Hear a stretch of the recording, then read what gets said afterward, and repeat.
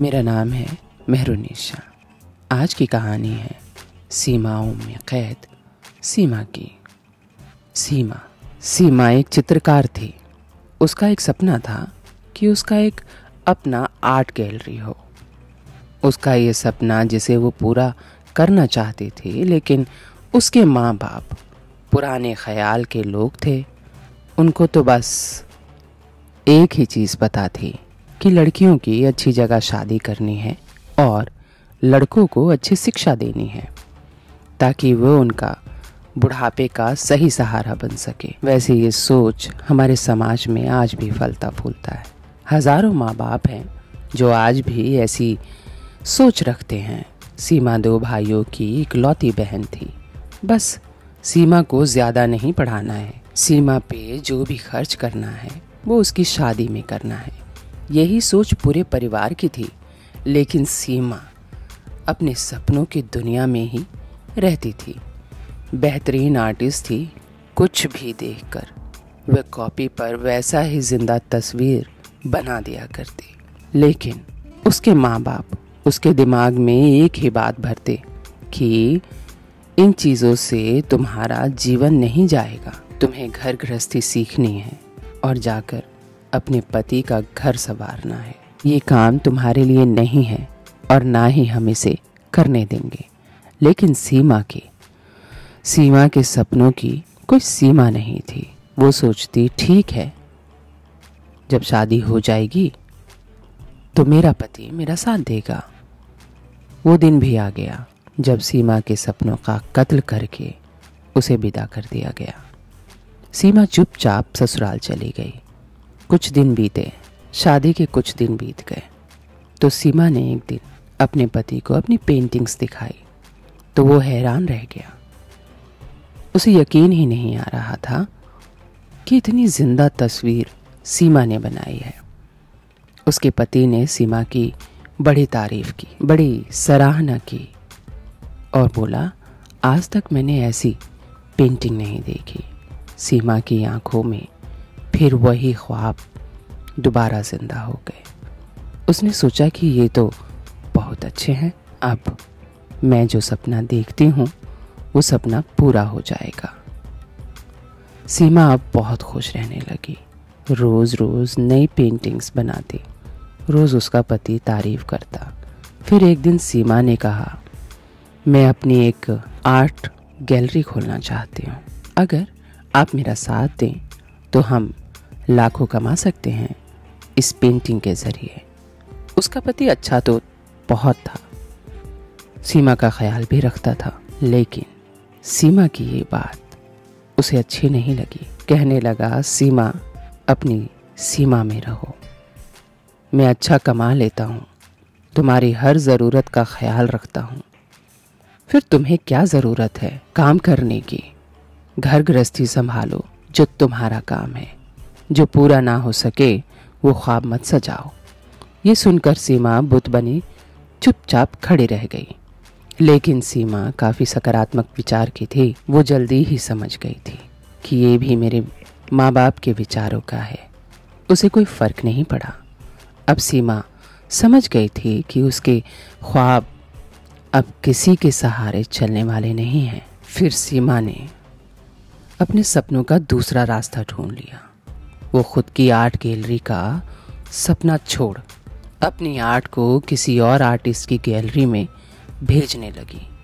चुपके चुपके सीमा ने अपने सपनों को हकीकत के पंख पहना दिए थे। पहले वो एक ही आर्ट गैलरी को अपनी पेंटिंग भेजती थी। धीरे धीरे उसकी पेंटिंग्स इतनी प्रचलित होगी शहर भर में कि बहुत सारे आर्ट गैलरियों ने उसकी पेंटिंग रखनी शुरू कर दी।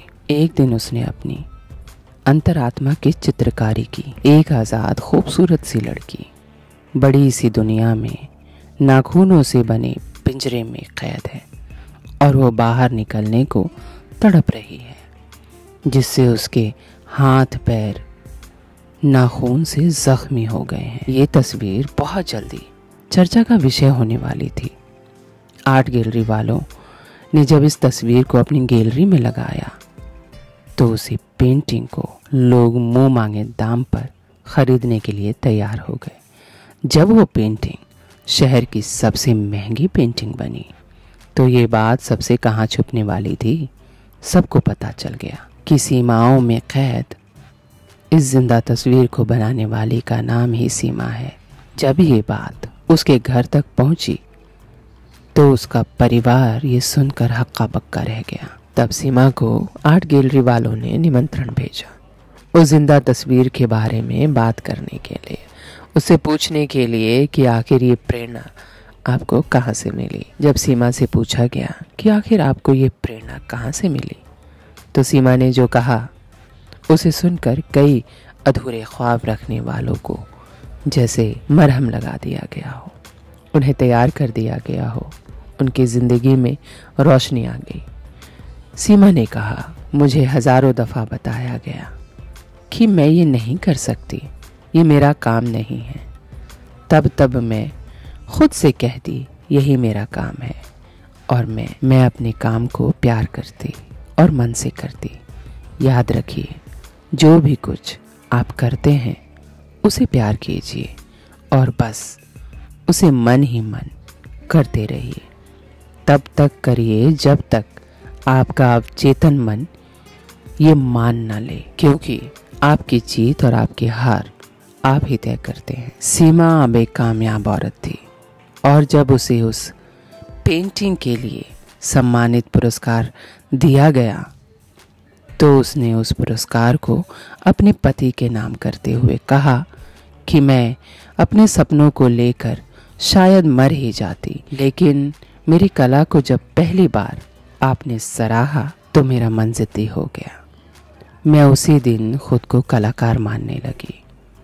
तो मुझे कलाकार आपकी सराहना ने बनाया। ये सब सुनकर उसके पति की आंखों में आंसू आ गए।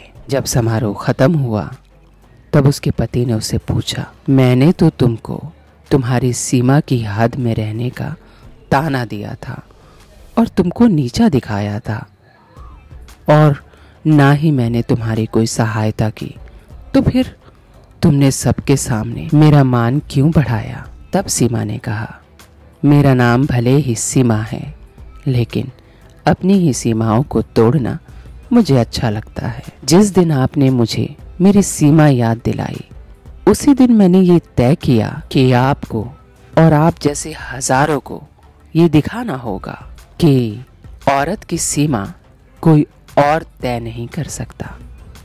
किसी और के हाथ में औरत की बागडोर मुझे पसंद नहीं। आज की कहानी कैसी लगी कमेंट में ज़रूर बताइएगा और ये सीख लो कि कभी भी किसी नकारात्मक बात को पूरा मत करो, इससे जल्दी से उल्टा कर सकारात्मक कर दो। आपके जीवन में चमत्कार हो जाएगा। विचार, भावना, शक्ति, प्रकाश, प्रेम और सुंदरता की गहरी दुनिया की खोज करना आपका बुनियादी हक है। ये शक्तियाँ अदृश्य है लेकिन बहुत शक्तिशाली हैं। आपके अवचेतन मन में हर समस्या का समाधान और परिणाम का कारण होता है। जब आप इन छिपी हुई शक्तियों का प्रयोग करना सीख लेंगे तो आपको प्रचुरता, सुरक्षा, खुशी और नियंत्रण बढ़ाने के लिए आवश्यक शक्ति तथा बुद्धिमानी मिल जाएगी। अगर आप खुले दिमाग के हैं और ग्रहणशील हैं तो आपके अवचेतन मन में मौजूद असीमित ज्ञान आपको हर चीज़ बता सकता है जिसकी आपको कभी भी कहीं भी ज़रूरत हो। आप नए विचार पा सकते हैं, आविष्कार कर सकते हैं और नई कलाकृतियाँ बना सकते हैं। आपका अवचेतन मन आपको दुनिया में शक्तिशाली बनाता है। तो इसीलिए आज ही से सकारात्मक सोचिए और अपने अवचेतन मन को सकारात्मकता से भर लीजिए। उम्मीद है मेरी ये कहानी आपको अच्छी लगी होगी, तो सब्सक्राइब कीजिएगा, लाइक कीजिएगा, शेयर कीजिएगा और हाँ, बेल आइकन को दबाना ना भूलिएगा। Thank you for watching.